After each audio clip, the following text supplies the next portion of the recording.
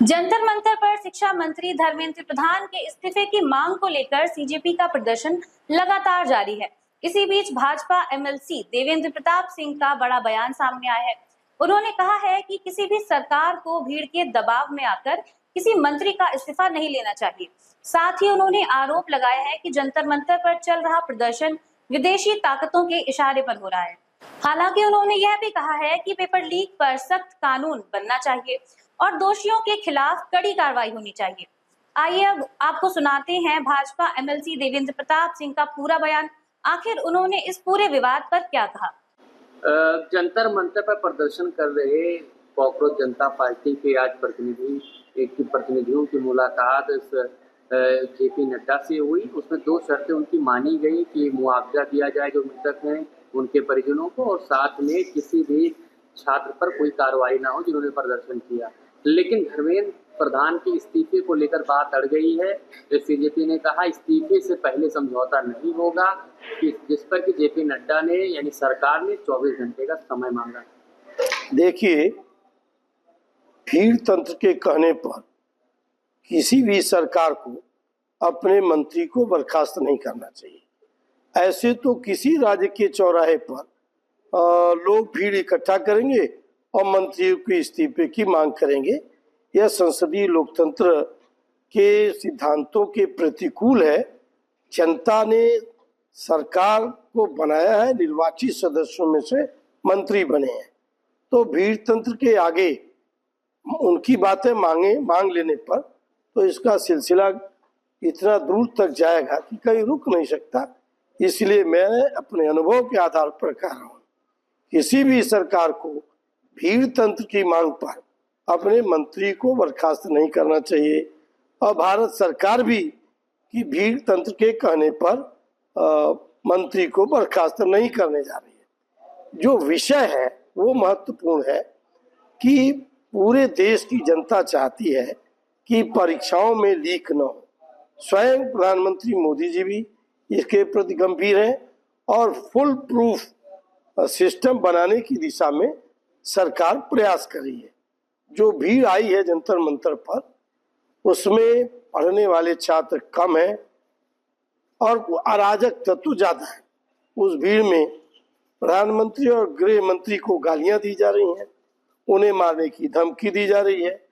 कश्मीर का सांसद वहां मंच से बोला कि हम 370 फिर से लागू करेंगे। उत्तर प्रदेश की सांसद ने बोला कि उत्तर प्रदेश से भाजपा को उखाड़ फेंकना है। स्वामी प्रेमानंद को गाली दी गई। ब्राह्मणवाद के मुर्दाबाद के नारे लगाए गए। नीट पेपर से ब्राह्मणवाद का क्या संबंध है? आप माँ बहन की गाली देंगे, ये बात ठीक नहीं है, कोई सरकार बर्दाश्त नहीं करेगी। अब वो विदेशी फंडिंग से आंदोलन चलाया जा रहा है। उनके जो खाने के पैकेट आ रहे हैं उसका पेमेंट दुबई से हो रहा है, उसका पेमेंट सऊदी अरब से हो रहा है, उसका पेमेंट बांग्लादेश से किया जा रहा है। इस प्रकार से जो विदेशी शक्तियां हैं केंद्र की मजबूत सरकार को अपदस्थ कर एक कठपुतली सरकार बनाने की साजिश कर रही हैं, और ये जो सीजेपी का जो आंदोलन है उसी साजिश का एक इंस्ट्रूमेंट है, उपकरण है। लेकिन पूरी बात सुने, भारत की संसद में एफसीआरए संशोधन बिल आ रहा है। एफसीआरए संशोधन बिल से जो दुनिया का महाशक्ति है वो डरा हुआ है कि यदि ये बिल पास हो गया तो इस पैसे का दुरुपयोग करने पर जो लाभार्थी एनजीओ है उसकी प्रॉपर्टी जब्त होगी। सोनम वांगचुक खुद 2007 में उनसे लद्दाख से के अधिकारियों ने नोटिस भेजकर स्पष्टीकरण मांगा था कि आपने जो विदेशी कंट्रीब्यूशन लिया है उसके हिसाब किताब में हेर फेर, आप इसका जवाब दीजिए। उन्होंने कोई जवाब नहीं दिया। जमीनों पर अवैध कब्जे की आज की तारीख में ये बिल पास हुआ तो एक एक पाई का हिसाब उनको देना पड़ेगा। आप बताएं, आप देश को गाली देंगे, सनातन के मूल्यों को गाली देंगे, देवी देवताओं को हमारे गाली देंगे, हिंसा करेंगे, तो मोदी सरकार तो इतनी कमजोर सरकार नहीं है। और हमारे जैसे लोग जिनका विश्वास देश की संस्कृति में है, देश के संसदीय लोकतंत्र की परंपराओं में आस्था और विश्वास है, कतई नहीं चाहेंगे कि हिंसा के बलबूते कोई सरकार को झुका सके। इसलिए मोदी सरकार से मेरी प्रार्थना है और मेरे अभिनम्र सलाह है जो हिंसा के आगे न झुके और जो लोग भी हिंसक कार्रवाई में लिप्त है उनके खिलाफ कठोरतम कार्रवाई होनी चाहिए। स्पेशल कोड बननी चाहिए। 6 महीने के भीतर ऐसे लोगों के खिलाफ सजा सुनिश्चित किया जाना चाहिए।